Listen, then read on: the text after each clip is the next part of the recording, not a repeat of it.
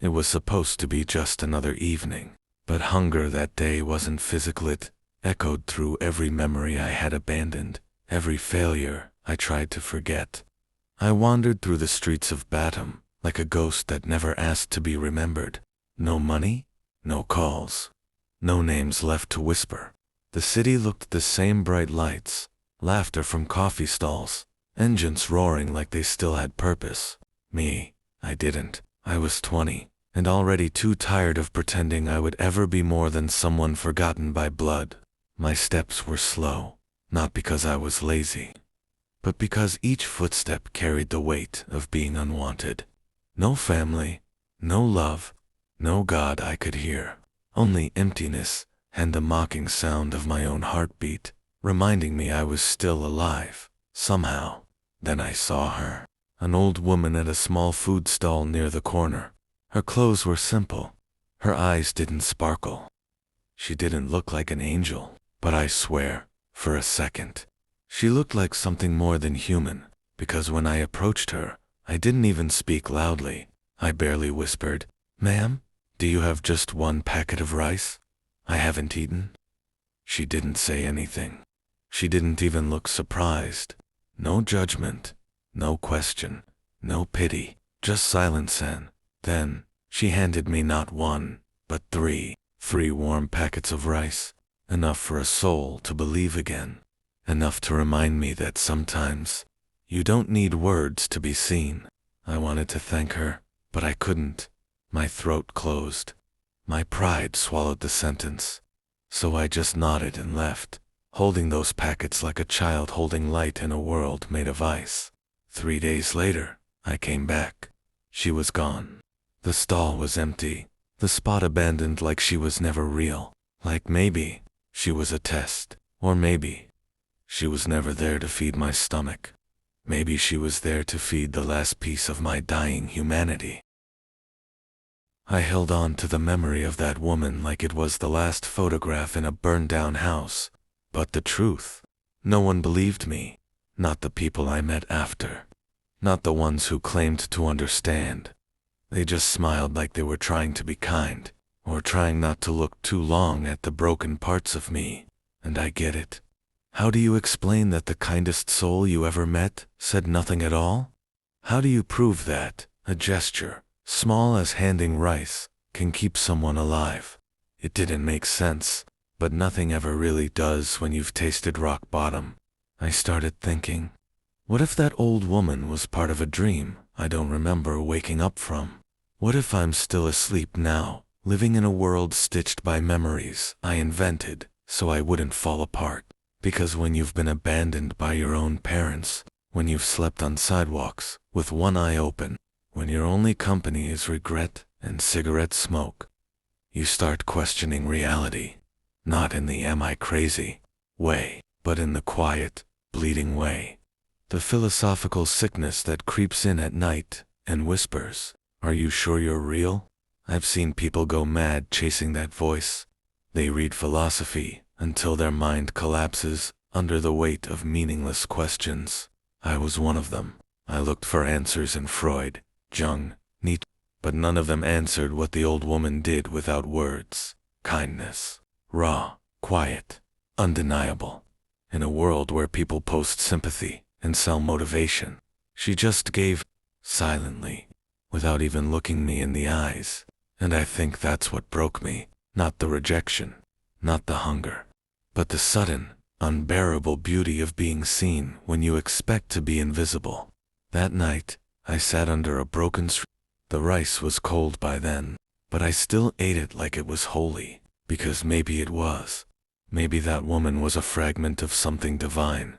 Maybe we meet God not in churches, but in forgotten alleyways, through tired hands that say nothing, yet give everything.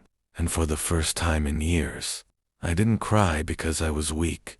I cried because I remembered I still had the capacity to feel. Some people get saved by religion, some by love. Me? I got saved by a silence I couldn't explain. After that night, I walked differently, not because my circumstances changed. I still had nothing, no roof, no calls, no future waiting. But my eyes weren't desperate anymore. They were searching, not for money or food, but for meaning. You see, when pain becomes normal, it stops being the enemy. It becomes a language, and once you learn how to speak in pain, you start hearing things others can't. I'd sit in parks and watch people scroll their phones like they were allergic to stillness. I'd hear the tremble in someone's voice when they said, "I'm fine," too quickly. I'd feel the panic hiding behind perfectly edited smiles, and it hit me. Most people aren't living. They're performing. Even suffering has become content now. But I wasn't performing anymore. I was bleeding honestly. And in that brutal honesty, something strange happened. I stopped being angry. Not because I forgave the people who left me. Not because the trauma healed. But because I realized they were broken too. Maybe my parents didn't throw me away. They just didn't know how to hold something fragile. Maybe all of us are walking around with hands too shaky to carry love properly. I started writing things down. Random thoughts. Fragments of memories. Philosophies that made no sense but felt true. Things like, sometimes, the only light you get is from the fire that burned everything. Or, the ones who hurt you the most are often fighting ghosts, louder than your screams. I wasn't sure who I was writing to, but deep down, maybe I was hoping someone would find those words someday, and not feel so alone. Because if I could survive that night, the hunger, the silence, the weight of being forgotten, then maybe someone else could too. They say healing feels like sunlight, but they don't talk about the days when it still rains inside your chest. One morning, I woke up beneath a half-broken canopy, my back soaked in dew. The rice from yesterday was long gone. My stomach didn't complain. Hunger had become a quiet roommate. But something strange happened that day. I laughed.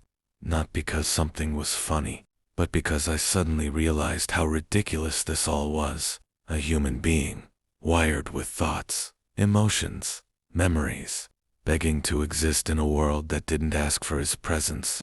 Isn't that the real horror? Not ghosts, not demons, but waking up every day, unsure if you matter. I saw a man across the street yelling at his reflection. Everyone avoided him, afraid he might be crazy, but I watched closely, and in his chaos, I saw clarity. He wasn't mad. He was just loud enough to expose what most of us whisper in silence. That's when it clicked. Maybe I wasn't alone. Maybe madness was just the name they gave to truth too raw for this world. So, I started talking, not to people, to you, the one listening, the one lost, the one still pretending they're fine. Because if my mind could break and still rebuild, then so can yours. Maybe we were meant to crack open. Maybe the light doesn't come through the perfect parts, but the fractures. Maybe trauma isn't the villain, but the doorway. There was a time when I thought silence meant peace. Now I know. Silence can be violent. Some nights, the world goes quiet. No wind, no dogs barking.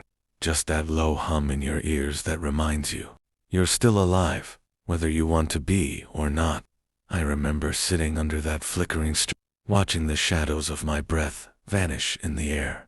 And for a moment, I wondered, if I disappeared tonight, would the world even notice? But the horror isn't in vanishing. The real horror is realizing you were invisible all along. Still, something kept me here. Not hope. Hope is too bright. It was curiosity. A dark, stubborn whisper that said, "Don't leave yet. The story's not done." I started observing people like scenes in a film. The man who smiled too much. The woman who looked at her phone like it held her sanity. Everyone was acting. Performing sanity in a play called Life is fine. But under the masks, they looked like me. That's when I learned. We're all haunted, not by ghosts, but by versions of ourselves we couldn't save. And I knew then, this pain, this loneliness, it wasn't a curse, it was a message. No destination, no map, just letting the streets decide where I should bleed next. Then I passed a narrow alley, dark, damp, but there was a smell. Rice. I stopped, not because I was hungry, but because it reminded me of her, the old woman with silent eyes and shaking hands, who gave me a warm meal when I had nothing, not even a reason to live. That moment didn't save my life. No, it paused my death. And sometimes, that's enough. Because here's the truth nobody tells you. Kindness doesn't need words.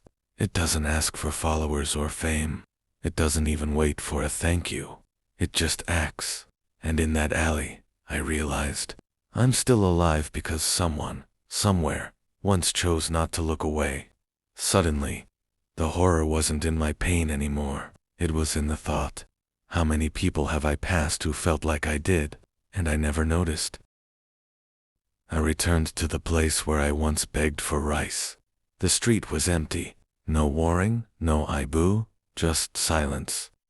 And a trace of warmth that still lived in my memory. Maybe she wasn't real. Maybe she was just a fragment. A ghost created by my starving soul to survive the night. But if that's true, why did I still feel full? That warmth stayed longer than most people I've met, stronger than the blood I was born with. It's strange how a simple act can anchor someone back to life, how one person's kindness can echo louder than 1,000 rejections. I didn't need to know her name. She didn't need to know my story. And maybe that's the scariest part, that the world can be cruel and cold, yet kindness still exists, quiet, unannounced, and hauntingly powerful. Have you ever been saved by someone who didn't even know they saved you?